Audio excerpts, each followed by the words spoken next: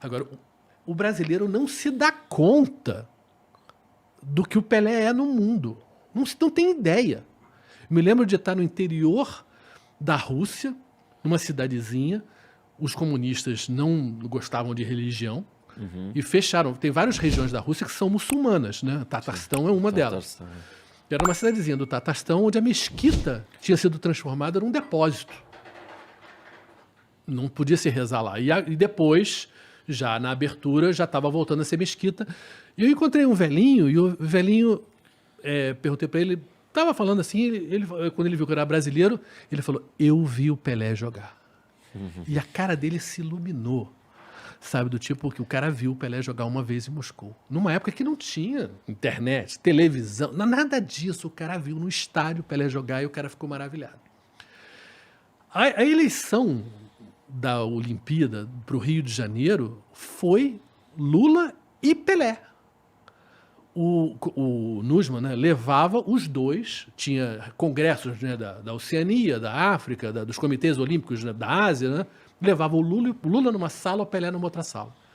Cara, a popularidade do Pelé, assim, e eu já tive com o Pelé em momentos assim que não tinha mídia nenhuma, não tinha nada. A delicadeza dele com as pessoas, sabe? É uma coisa genuína. Ele trata bem as pessoas. Não é porque...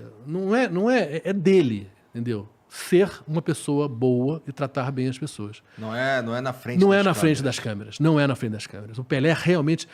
E eu acho assim, lamentável, porque eu vi isso acontecer. O Pelé foi muito maltratado pela mídia brasileira, eu diria, e pela intelectualidade brasileira, porque o Pelé foi tricampeão durante a ditadura. E houve a acusação de que o Pelé foi cooptado pela ditadura, etc e tal, e que o Pelé não se posicionou.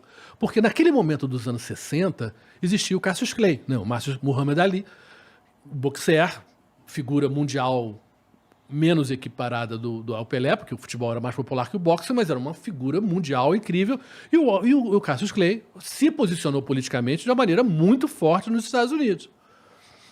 E a esquerda brasileira e a mídia brasileira queria que o Pelé fizesse algo similar. Que não tem nada a ver, sabe? O Pelé vivia o momento dele, era a pessoa dele, enfim, e o Pelé ficou famoso com muito, muito novinho também, quer dizer... E ele falou, em 69, quando ele fez os 1000 gols, no 1000º gol no Maracanã, né, chorando, aquela coisa de, poxa, que o brasileiro tinha que cuidar das criancinhas, e aquilo foi desmerecido como se fosse uma coisa menor. Agora, se você imaginasse que o Brasil, de fato, a partir daquele momento, tivesse um olhar para a infância, né, que o Pelé pediu, a gente teria sido um outro país, né?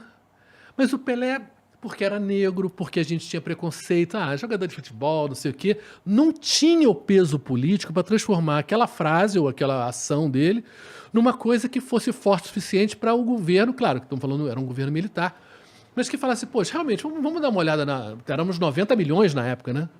Imagina quanta gente nasceu depois, etc e tal, mas o Pelé... Eu admiro muito o Pelé, eu acho assim que o Pelé foi... O Pelé botou a gente no mapa. O que era o Brasil antes da gente ganhar a Copa do Mundo? Um gente? grande embaixador, vendedor de né, café, é o Pelé. Eu diria que a gente tinha que ter um passaporte amarelo. Você vai no Brasil, você vai pelo mundo, ninguém conhece a bandeira brasileira, mas conhece a camisa da seleção.